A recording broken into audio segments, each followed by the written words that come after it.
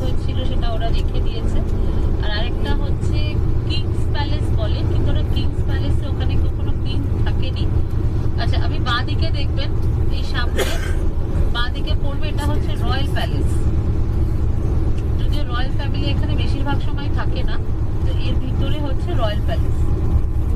এই যে একটু দেখতে পাচ্ছেন। আচ্ছা, তো এখানে টাউন হল আর একটা হচ্ছে কিংস প্যালেস বলে। কিংস প্যালেসটা অ্যাকচুয়ালি হচ্ছে ব্রেড হাউস।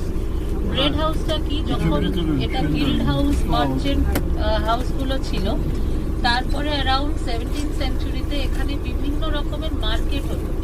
লোকাল লোকজনদের এটা মার্কেট প্লেস ছিল, কেনা বেচা চলতো। এক একটা হাউস থাকতো, যেমন ব্রেড হাউস যেখানে ব্রেড পাওয়া যেত, মিট হাউস যেখানে মিট পাওয়া যেত, এরকম করে না বিভিন্ন টাইপের হাউস ছিল। তো কিংস প্যালেস যে বিল্ডিংটাকে ওরা এখন বলে, সেটা অ্যাকচুয়ালি আগে ব্রেড